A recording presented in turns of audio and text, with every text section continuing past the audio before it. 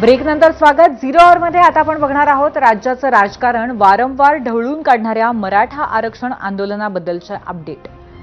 आता तुम्ही म्हणाल की याबद्दल मागे मुंबईत आंदोलन झालं तेव्हा शासन निर्णय होऊन हा विषय संपला होता. पण जरा थांबा, याविषयी मागच्या 2 दिवसात आणि आज पुन्हा एकदा घडामोडींना वेग आलाय. मुंबईच्या आंदोलनानंतर हैदराबाद गॅझेटियर लागू करण्याची जरांगेंची मागणी शासनाने मान्य केली होती, हे तुम्हाला आठवत असेलच. पण आता सर्व मराठा समाजाला आरक्षणात सामावून घेण्यासाठी सातारा गॅझेटियरची अधिसूचना काढण्याची जरांगे यांची मागणी आहे. या मागणीवरनं जरांगे यांनी 2च दिवस आधी प्रसाद लाड यांना आव्हानाच्या स्वरूपात भेटीचं निमंत्रण दिलं होतं. त्यानंतर आज प्रसाद लाड त्यांच्या भेटीसाठी छत्रपती संभाजीनगरातल्या आंतरवाली सराटीला पोहोचले. त्याआधी प्रसाद लाड यांना धमकीही आली. छत्रपती संभाजीनगरात ते जिथे थांबले होते त्या ठिकाणी दोघांनी बळजबरीने घुसखोरीचा प्रयत्न केला, अशा असंख्य नाट्यमय घडामोडी सुद्धा घडल्या. अखेर आमदार प्रसाद लाड आणि मनोज जरांगे यांनी आज 2.5 तास मीडियासमोर आणि त्यानंतर बंद दाराआड चर्चा केली. पण ती चर्चा निष्फळ ठरली आणि जरांगे पाटलांनी 5 दिवसात सरकारला निर्णय घेण्याचा अल्टिमॅटम दिलाय. तसं न झाल्यास 30 मे पासून उपोषण आणि आंदोलनाचा इशारा मनोज जरांगे यांनी पुन्हा एकदा दिलाय. आणि अर्थातच या सगळ्या घडामोडींनंतर हा विषय पुन्हा एकदा चर्चेत आलाय. या सगळ्या पार्श्वभूमीवर अनेक आरोप प्रत्यारोपांच्या फैरी झडल्या आहेत. मराठा आरक्षणाच्या विरोधात सुप्रीम कोर्टात आव्हान देणारे गुणरत्न सदावर्तेंचा उदय सामंत यांच्यावरचा आरोप, त्याला सामंतांचं आलेलं उत्तर, लक्ष्मण आकेंची लाड यांची खिल्ली उडवणारी टीका, मात्र त्यानंतरही मंत्री प्रताप सरनाईक आणि संजय शिरसाट यांनी दिलेली संयमी प्रतिक्रिया, त्यानंतर गुणरत्न सदावर्ते यांनी संध्याकाळी पुन्हा याच विषयावरनं उदय सामंत, प्रसाद लाड आणि मनोज जरांगे या तिघांवरही केलेली प्रखर टीका, असा मोठा ड्रामा घडलाय. आणि या घडामोडींच्या वरती आधारितच आपला आजचा दुसरा प्रश्न आहे, तो बघण्यासाठी आपण जाऊयात पोल सेंटरला.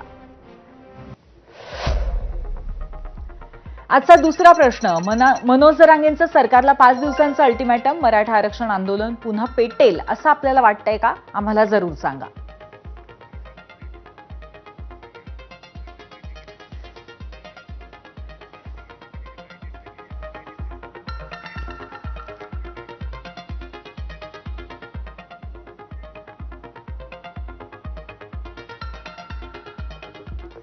तर आज प्रसाद लाड यांच्याबरोबरच्या भेटीनंतर मनोज जरांगे पाटील यांनी माध्यमांशी काय चर्चा केली आहे, काय मागण्या केल्या आहेत, कुठलं अल्टिमॅटम दिलंय हे तुम्ही पाहिलं असेलच. पण आज आत्ता थेट आपल्यासोबत एक्सक्लुझिव्ह चर्चा करण्यासाठी स्वतः मनोज जरांगे पाटील आहेत. नक्की काय घडलंय, त्यांच्या अपेक्षा काय आहेत, हे सगळं आपण त्यांच्याकडनं जाणून घेऊया.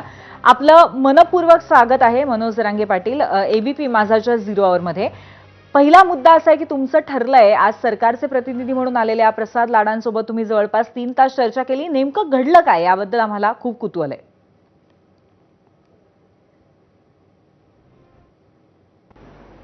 हे बघा, त्यांनी काय असतं की एक संभ्रम समाजात निर्माण झाला असता, समाजाने नसलेलं वेगळंच काहीतरी गैरअर्थ घेतला असता, गैरसमज पसरला असता. कारण त्यांनी सांगितलं होतं की आवडत्याच मंत्र्यांना भेटायचं का, पुन्हा मुख्यमंत्री साहेबांशी, फडणवीस साहेबांशी बोलायचं नाही का, आम्ही 100% मागण्याची मंजुरी देतो, आम्ही करतो, 100% करतो. आणि लाडभाऊच्या मनातला जो आत्मविश्वास होता, त्यांच्या बोलण्यातली जी समाजाविषयी तळमळ होती, त्याच्यावरून आम्हाला वाटलं की चला येत ना, आपण का करू नये, कोणी आमदार मंत्री असला तरच बोलवायचा आणि एखादा आमदार असला तर बोलवायचा नाही, असं आपण पण वागू नये, आपणही आडमुठ्याच्या भूमिकेत जाऊ नये. मराठा समाजाला वाटण पुन्हा ते देत होते, पाटलाने आंदोलन केलं तरी पण, म्हणजे मला राजकीय काही भूमिका मी करतोय की काय, असाही संदेश गेला असताना विनाकारण संभ्रम निर्माण झाला असता. म्हणून आपण त्यांना सांगितलं की तुम्ही पण या. आपण सगळ्या मागण्या सांगितल्यात त्यांना. आता काही पेच असण्याचं काही कारण नाही. मराठा समाजात जी संदेश जायचा आहे, मराठा समाजाने जे ऐकलंय ते आता सगळ्याच्या समक्ष झालेली गोष्ट आहे ती. आता की आपण सांगितलंय त्यांना, तुम्हीच GR काढलाय हैदराबादचा संस्थांचा, मराठ्यांना प्रमाणपत्र दिलेत आणि थांबवलेत पण तुम्हीच का, या विषयात पण आपण त्यांच्याशी सविस्तर त्यांना सांगितलंय. ते सुरू करा, ते उद्याही सुरू करू शकता तुम्ही, असं नाही की कॅबिनेट बोलवायला लागते काय नाही. पुन्हा एकदा मुख्यमंत्र्यांनी जर सूचना दिल्या की प्रमाणपत्र स्थानिक चौकशी अहवालाप्रमाणे प्रमाणपत्र देऊन घ्या, नसन प्रमाणपत्र निघते. नक्कीच मनोज जरांगे पाटीलजी, पण हे सगळे मुद्दे तर आहेत, पण एक महत्वाचा भाग असा आहे की 3 तासाच्या चर्चेनंतर तुम्ही 5